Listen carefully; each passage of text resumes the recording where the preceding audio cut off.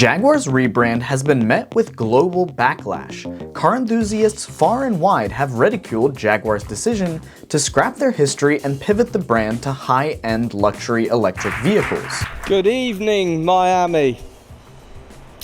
Jaguar celebrates fearless creativity, so where better to launch its reimagining than here at Miami Art Week. Type 00 is the first physical manifestation of the new Jaguar brand that's influenced by the desire to recapture the essence of Jaguar's original creative conviction. Clearly, our creativity doesn't conform. And I have to admit, I too am now less likely to buy a car from Jaguar because of their decision to go electric. However, I do still think that Jaguar was right to make this decision, and here's why.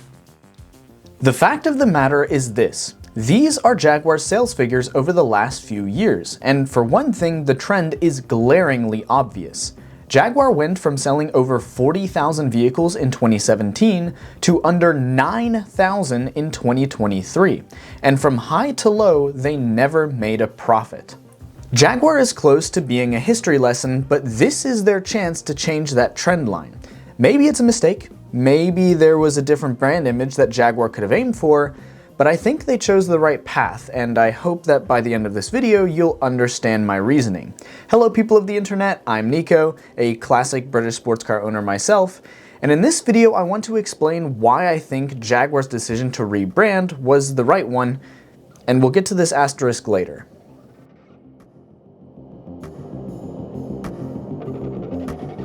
To really understand Jaguar's current marketing strategy and why they want to sell more expensive cars in lower volume, we need to look back at Jaguar's history, and that means starting with the car that put Jaguar on the map.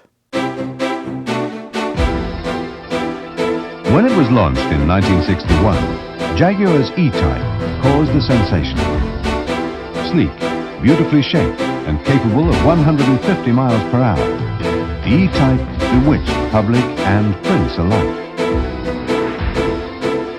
For many, it is still the car that symbolizes the style and spirit of the 60s. This isn't it.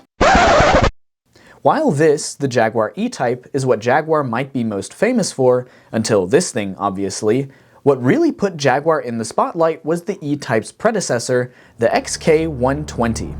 At the London Motor Show in 1948, we unveiled one of our most popular post-war models, the XK120. Launched in 1948, it took to the streets as the fastest production car in the world with a top speed of 120 miles an hour, hence the 120 name.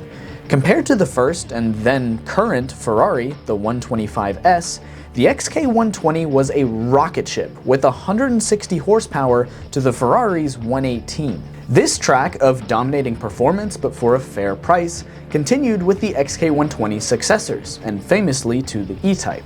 This was almost certainly Jaguar's heyday, and the market position they took, in simple terms, was to undercut Ferrari and other premium brands.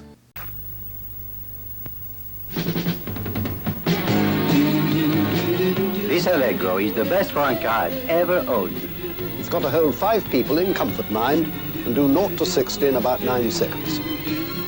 Well, even they got to wash the petrol, haven't they? And I want a 5-speed gearbox, adjustable steering wheel, not as extras. And I must be able to lock all the doors at the flick of a switch. Slow down, Neville, there's a fire. And 5 doors and reclining seats. Can't help me, of course, can you? The new Rover 3500, sir. Leyland Cars. Austin, MG, Triumph, Mini, Jaguar, Daimler, Princess, Morris, Rover. All with super cover. Great cars and a great deal more.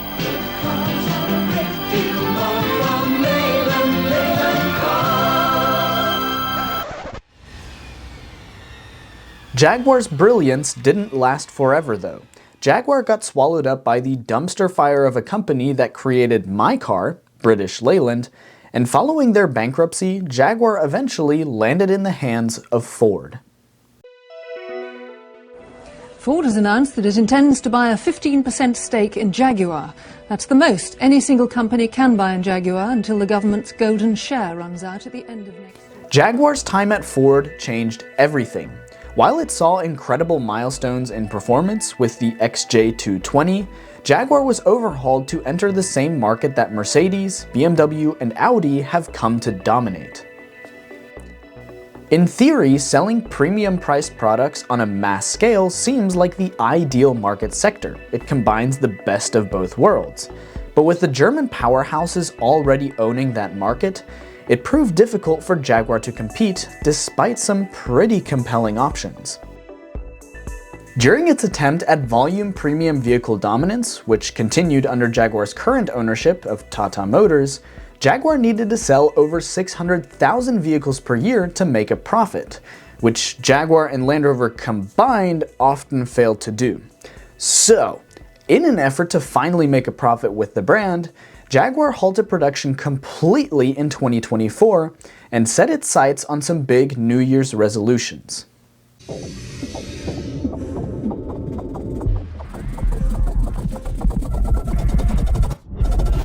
So, the rebrand. A mistake or a genius move? I said it was the right move for Jaguar, but I also added an asterisk, which I can finally talk about. Jaguar and Land Rover were not the only British motoring icons added to Ford's premier auto group. The British icon to complete the trio was Aston Martin, and they have gone through their own success story without the need for a serious rebrand or switching to a different method of propulsion. So let's compare and contrast. Why would Jaguar need to rebrand when Aston Martin showed that it's possible to rebound after Ford ownership without rebranding? It's really rather simple. Aston Martin has, with the exception of the Signet, which was basically a Toyota IQ, never made a cheap car, ever. Aston Martin have stuck true to their image of being a high-end sports car maker, whereas Jaguar has already gone through one rebranding, switching to offering budget-friendly cars rivaling a base BMW 3 Series. Jaguar was going to need a rebrand anyway to get back up to the price category from their heyday. Now, the big question is whether or not it was a good idea to go all-electric, and to be completely honest, I'm not 100% sure that it is. On the one hand, you have Aston Martin, who have very plainly showed that for cars where the driving experience is the selling point, internal combustion is still the preferred power source, as it caters to all of the senses, which electric obviously doesn't because it's silent. But on the other hand, you have car companies like Hyundai, who have also somewhat recently rebranded, and they have showed that switching to electric, or at the very least offering electric vehicles, is a great way to attract new customers. Previously, you and I knew that Hyundai was a budget car company that offered cheap, acceptably well-made cars. But now, with cars like the Ioniq 5 in their lineup, you have a head-turner attracting curious eyes to your brand, which is something that Jaguar has sorely needed. And as negative as the press has been from enthusiasts, the truth is that we enthusiasts make up a tiny fraction of the market, and this rebranding, as controversial as it is, has probably brought more eyes to the brand than anything Jaguar has done since the E-Type. You can't sell to a public that doesn't know your product exists.